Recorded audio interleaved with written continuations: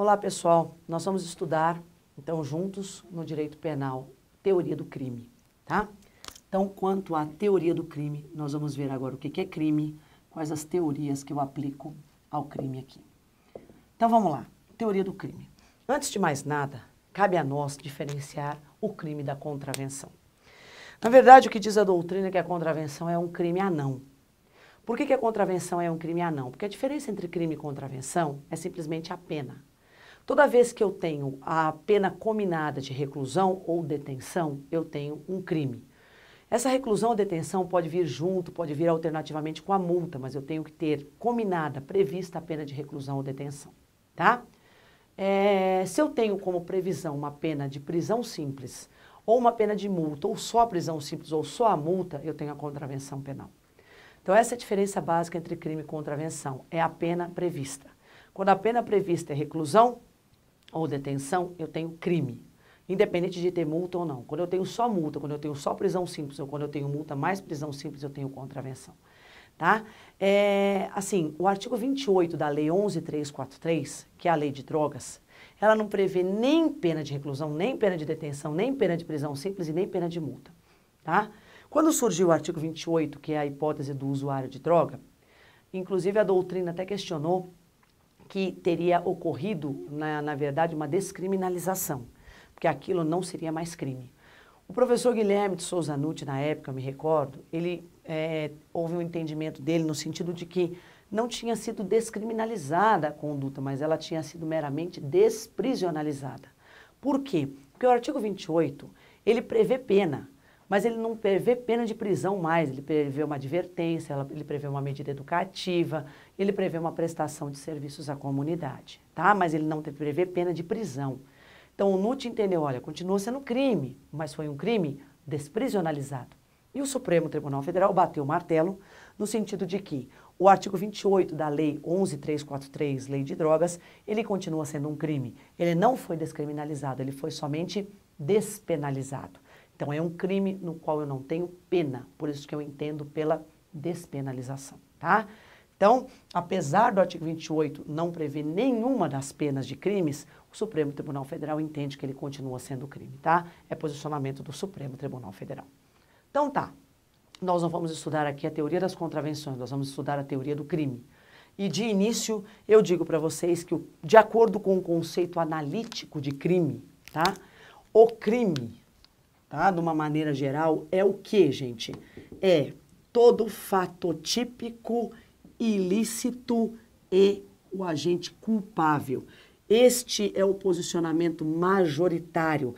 Esta é a corrente tripartida. Crime é um fato típico, mais ilicitude, mais culpabilidade. Este é o conceito analítico de crime.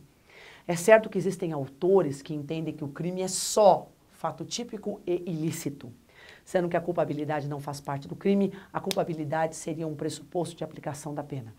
Enquanto outros autores dizem que o crime é fato típico, ilícito, culpável e punível, tá? A punibilidade seria também um elemento do crime. Mas nós vamos ficar com a corrente majoritária. A corrente majoritária diz que crime é fato típico, ilícito e culpável. Existe alguma relevância do crime ser só um fato típico, ilícito ou fato típico, ilícito e culpável? Não. Teoricamente, eu posso dizer para vocês assim, que quando o crime é um fato típico, ilícito e culpável, o menor que não tem culpabilidade, menor entre 12 e 18 anos, que pratica ato infracional, esse menor, se eu falar que crime é fato típico, ilícito e culpável, tá? Ele não pratica crime. Tá? O inimputável não pratica crime. Por quê? Porque se a culpabilidade é um elemento do crime, se ele não tem culpabilidade, ele não pratica crime. Agora, de outro lado, se a gente entender que o crime é só fato típico e ilícito, o inimputável pratica crime. Porque o crime não é só fato típico e ilícito, então a culpabilidade não é um elemento do crime, tá? Então a culpabilidade não está dentro do elemento dos elementos do crime, quando eu entendo que o crime é só fato típico, ilícito e culpável. Beleza, então nós vamos estudar isso aqui. O crime é fato típico, ilícito e culpável. Tranquilo. Então vamos estudar o primeiro elemento do crime, que é o fato típico. Vamos ver tudo sobre o fato típico, quais são os seus elementos, etc. Fato típico. Primeiro elemento do crime. Quando nós estudarmos, encerrarmos o fato típico, nós vamos para o segundo elemento, que é a ilicitude. O fato típico, ele é composto de 4 elementos, que são a conduta, o resultado, o nexo causal e a tipicidade. Conduta, resultado, nexo causal e a tipicidade. Esses são os 4 elementos do fato típico. O primeiro elemento que nós vamos estudar agora é a conduta, tá? Nós vamos falar tudo o que existe sobre conduta. Gente, o que é conduta? A conduta, ela pode se dividir em ação ou omissão. Então, a conduta, ela é toda ação ou omissão, dolosa ou culposa, consciente e voluntária, dirigida a uma finalidade. Então, a conduta, ela não é só uma ação, a conduta não é só um fazer. A conduta também pode ser uma omissão, que é um não fazer. Então, a conduta é toda ação ou omissão, dolosa ou culposa. Quando eu falo que a conduta tem que ser dolosa ou culposa, eu digo que não há crime, nós vamos estudar isso daqui a pouquinho, que não seja com dolo ou com culpa realizado. E o dolo e a culpa, com certeza, estão dentro da conduta. Então, o dolo e a culpa, eu não posso dizer que eles são elementos do fato típico, mas eu posso dizer que o dolo e a culpa estão dentro do fato típico porque eles são espécies, ou melhor, elementos da conduta. A conduta, ela tem que ser dolosa ou culposa. Então, a conduta é toda ação, omissão, dolosa ou culposa, consciente e voluntária, dirigida a uma finalidade, tá? Dentro da conduta, nós vamos estudar primeiro, o primeiro elemento dela, que é a ação. Daí nós passamos a estudar a omissão, que é o segundo elemento da conduta, ou a segunda espécie de conduta, vamos chamar assim. De acordo com a ação, tá? Adotada, falando sobre a ação, vamos dizer assim, nós temos algumas teorias que explicam a ação. 3 dessas teorias são as mais importantes. Quais são as teorias mais importantes da conduta? Eu tenho uma teoria que se chama teoria naturalista ou causal. Eu tenho a segunda teoria que se chama teoria finalista. E eu tenho a terceira teoria que se chama teoria social da ação. Então, essas são as principais, lembrando a vocês que existem outras, tá? Teoria naturalista ou causal, teoria finalista e teoria social da ação. O que diz a teoria naturalista ou causal? De acordo com a teoria naturalista ou causal, sim, deixa eu já falar para vocês que a teoria adotada pelo direito penal é a teoria finalista, tá? Então, a primeira teoria, a teoria naturalista ou causal, diz que a conduta é a mera causação de um resultado, seja ele qual for. Então, a conduta é a mera causação de um resultado. Se eu tenho uma conduta, se essa conduta causa um resultado, seja ele qual for, se este resultado estiver previsto na lei penal como crime, pronto, eu respondo pelo crime. Na verdade, aqui na teoria naturalista ou causal, eu não valorizo a conduta, eu valorizo o resultado. Ou seja, basta que com a conduta eu cause um resultado. Se este resultado estiver previsto na lei penal, eu respondo pelo crime. Então, na época da teoria naturalista ou causal, não me interessa para que eu responda pelo crime que eu tenha praticado a conduta com dolo e com culpa. É irrelevante. Se eu praticar uma conduta, se essa conduta ocasionar um resultado, se esse resultado estivesse previsto na lei penal, eu respondo pelo crime. Então é o seguinte, olha só. Vamos imaginar aqui que eu esteja dirigindo meu carro por uma determinada via, tá? E que uma pessoa queira se suicidar e que, ao fazer isso, ela se jogue na frente de um carro e que o carro atropele, causando a sua morte. Para a teoria naturalista ou causal, esse resultado, morte, é tipificado como homicídio. Então, ainda que eu não tenha dolo e culpa, ainda que a pessoa tenha querido se suicidar, enfim, eu vou responder pelo crime. Por quê? Porque houve uma conduta, houve um resultado e há um nexo. O que é um nexo? É a ligação entre a conduta e o resultado. Por que o fulaninho morreu? Porque eu atropelei. Mas eu não tive dolo e culpa, não me interessa. Nessa época, na teoria naturalista ou causal, eu tenho uma responsabilidade chamada de responsabilidade objetiva. O que é a responsabilidade objetiva? É que a conduta independe de dolo e culpa. Para que haja a responsabilização da pessoa, basta que eu tenha uma conduta e que eu tenha um resultado. E que este resultado esteja previsto na lei penal como crime. Não me interessa dolo e culpa. O dolo e culpa, na época da teoria naturalista ou causal, estão dentro da cabeça do juiz e não na cabeça do réu. Não me interessa se o agente praticou com dolo e com culpa. O dolo e a culpa serão analisados dentro da culpabilidade. Na época da teoria naturalista ou causal, o dolo e a culpa não estão dentro da conduta. O dolo e a culpa estão dentro do terceiro elemento do crime, que é a culpabilidade. Ou seja, dolo e culpa não estão na cabeça do réu. dolo e culpa estão na cabeça do juiz. Essa teoria, ela foi criada mais ou menos em 1900 por um alemão chamado Franz von Liszt. Então, Franz von Liszt, ele, ao criar uma teoria da conduta, ele valorizou, na verdade, o resultado. Porque ele disse, ó, conduta gera um resultado. Esse resultado está previsto na lei penal. Há um nexo entre a conduta e o resultado. Pronto, o agente responde pelo crime. Independente de ter ocorrido dolo e culpa em sua conduta, tá? Então, esta é a teoria naturalista ou causal. Mas eu ainda tenho uma teoria criada mais ou menos em 1920, também por um alemão, e esta teoria finalista foi criada por um alemão chamado Hans Welzel. Hans Welzel criou a teoria finalista. Hans Welzel observou que para se criar uma teoria da conduta não interessava o resultado, mas interessava, na verdade, a conduta. E como esta conduta tinha sido feita. Então, Hans Welzel, ele desloca o dolo e a culpa da culpabilidade para a conduta. E ele coloca o dolo e a culpa dentro da conduta. Vocês se recordam que quando eu comecei a falar de conduta, eu disse que conduta é toda ação, omissão dolosa ou culposa? E que com certeza o dolo e a culpa estão dentro da conduta? Ora, gente, quando eu falo que o dolo e a culpa estão dentro da conduta, qual é a teoria que eu estou adotando? A finalista. Porque é na teoria finalista que Hans Welzel retira o dolo e a culpa da culpabilidade e transporta para dentro da conduta. Ou seja, a responsabilidade do direito penal deixa de ser objetiva para virar uma responsabilidade subjetiva. O que é uma responsabilidade subjetiva? É uma responsabilidade onde existe dolo e culpa dentro da conduta. Não há conduta que não seja dolosa ou culposa. Se uma conduta não houver, se nesta conduta, vamos dizer assim, se em uma conduta não houver dolo ou culpa, tá? Eu não tenho crime. Então, o crime necessariamente pressupõe um dolo e uma culpa. Esse dolo e essa culpa estão aonde? Dentro da conduta. Não há conduta que não seja dolosa ou culposa. Esta teoria finalista da ação. Como é que eu atesto, gente, que o direito penal adotou a teoria finalista da ação?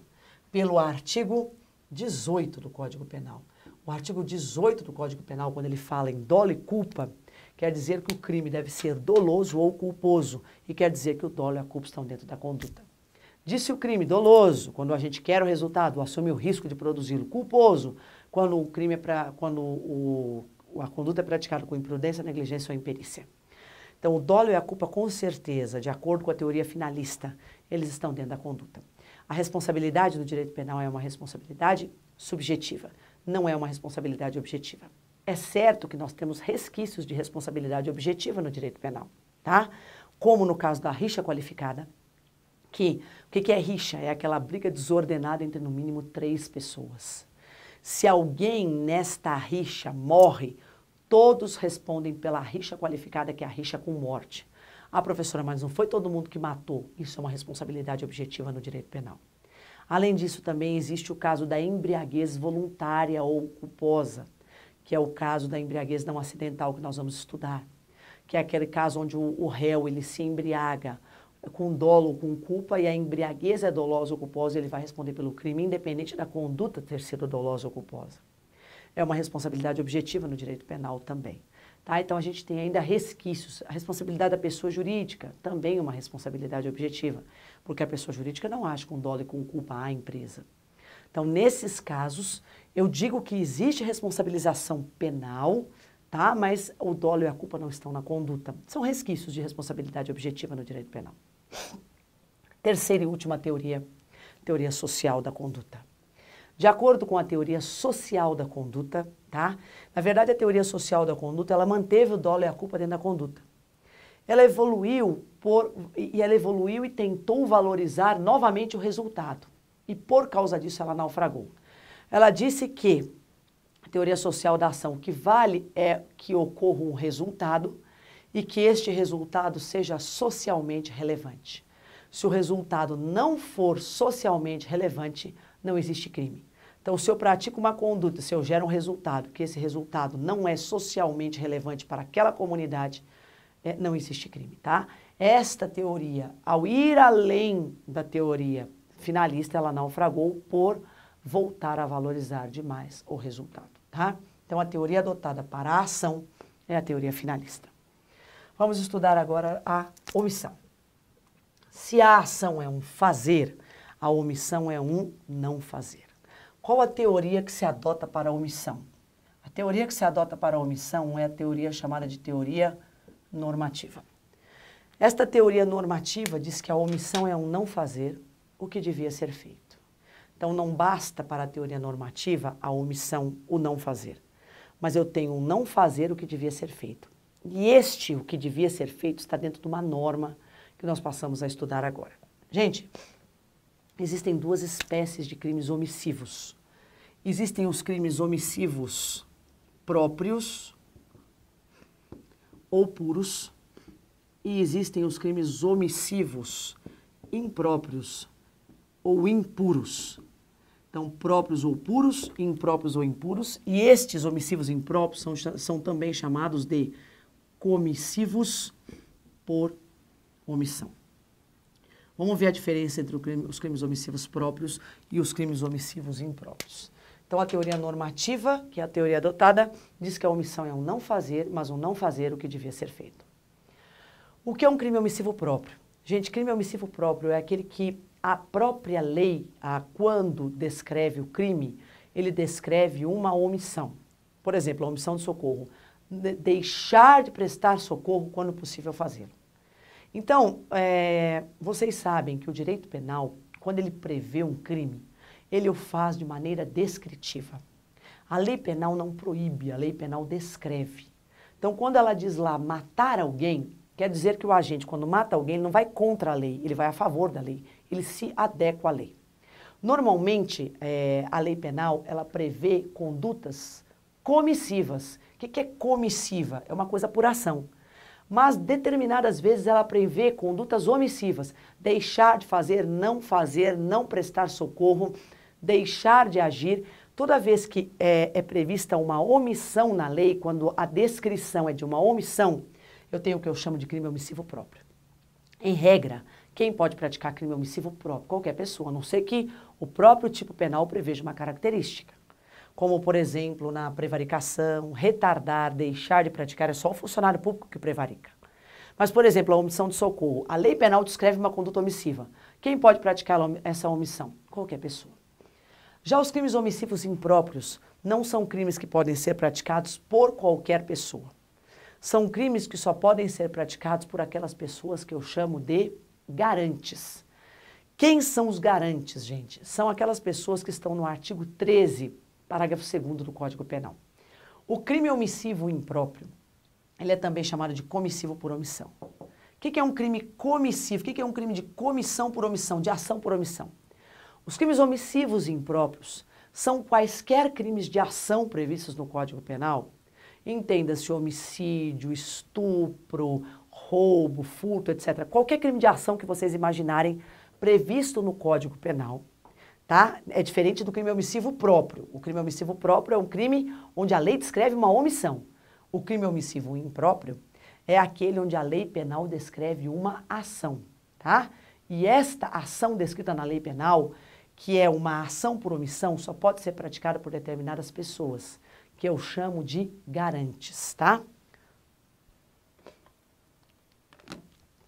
Os garantes são aquelas pessoas que estão no artigo 13, parágrafo 2º do Código Penal. Quem são essas pessoas que estão no artigo 13, parágrafo 2º? Nós vamos falar agora. Então, olha só. Crime omissivo próprio é aquele onde a lei penal prevê uma omissão, enquanto que o crime omissivo impróprio, a lei penal prevê uma ação.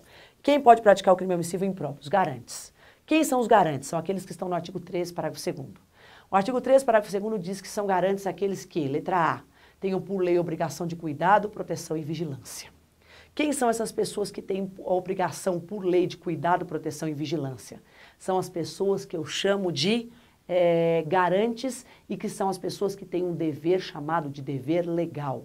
Então, quem são os garantes que têm o dever legal? Os pais com relação aos filhos, os policiais, os bombeiros. Estas pessoas são garantes que têm o dever legal previstos no artigo 13, parágrafo 2º do Código Penal. Então, o artigo 13, parágrafo 2º, ele prevê de uma maneira geral o dever de agir, que é o dever jurídico de agir. E as letras A, B e C prevêem deveres específicos de agir, sendo que a letra A prevê a hipótese do dever legal. Quanto aos outros garantes, nós vamos ver no próximo bloco.